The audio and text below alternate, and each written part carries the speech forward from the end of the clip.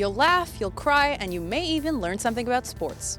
Hi, I'm Rebecca Brayton, and welcome to WatchMojo.com. And today we're speaking with TSN hockey analyst James Duthie about his book, The Day I Almost Killed Two Gretzkys. Let's talk about the book, The Day I Almost Killed Two Gretzkys. It's a book of columns. I've been writing columns for, I guess, the last decade. A lot of columns about hockey, but there's columns about my kids. There's always a tinge of sports to it, but there's a lot of it's really on the fringe of sports. Like, I think there's a column about my PVR and my remote control, and there's one about this unhealthy obsession I had with Anna Kournikova, so it's all over the map. So let's discuss the title. Tell us how you almost killed two Gretzkys. I was playing in Wayne's golf tournament 3 years ago, and it was a practice round. I was playing with Walter behind Wayne, and I almost killed two of them with shots over a 2-hole span because I'm streaky that way.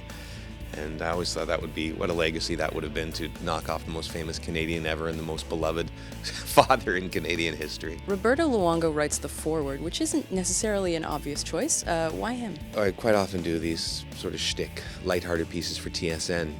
We did a piece a few years ago on backup goalies, and it was on Jamie McLennan, who was Roberto Luongo's backup goalie in Florida.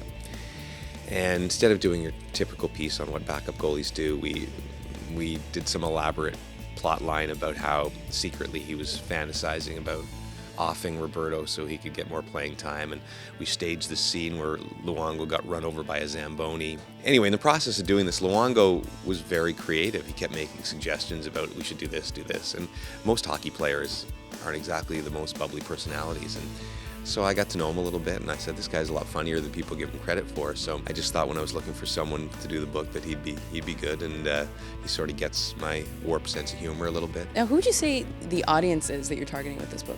When I started writing, I didn't want it to be just for the diehard sports fans. I didn't want it to be the typical column you pick up in your Montreal Gazette every day. I still think it's for sports fans, but I've been really surprised in just doing book signings and getting feedback at the people that have shown up for the book. A lot of moms show up that I guess like the columns about my kids, and a lot of younger people. I had a couple people write me, said they're 10, 11-year-old boys, or they asked them to read them a story every night before bed, so I guess kids are enjoying it. I panicked when I heard that, though, because I started to think if there was any inappropriate things I'd said in the book, which there probably are a few, but not too many. Have you found that TSN has kind of allowed you to be more creative in your shtick over time? In the writing especially. When I signed up to do columns in 2000, I said I want to write, but I said I don't want to write your typical stuff. I want to be able to write whatever the heck I think about, even if it's really on the fringe of sports.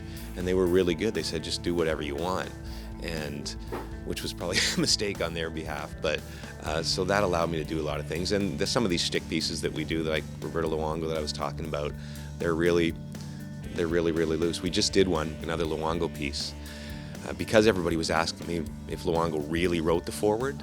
I get that question a lot. Well, I said, yeah, Luongo is actually a very talented writer. He's a poet.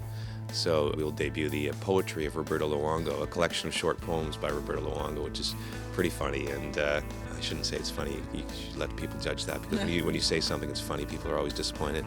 But no, it's been great. So you can't always be incredibly creative when you're hosting a panel, but the other things they let me do, I can. Thank you very much. Oh, no problem. Thank you very much.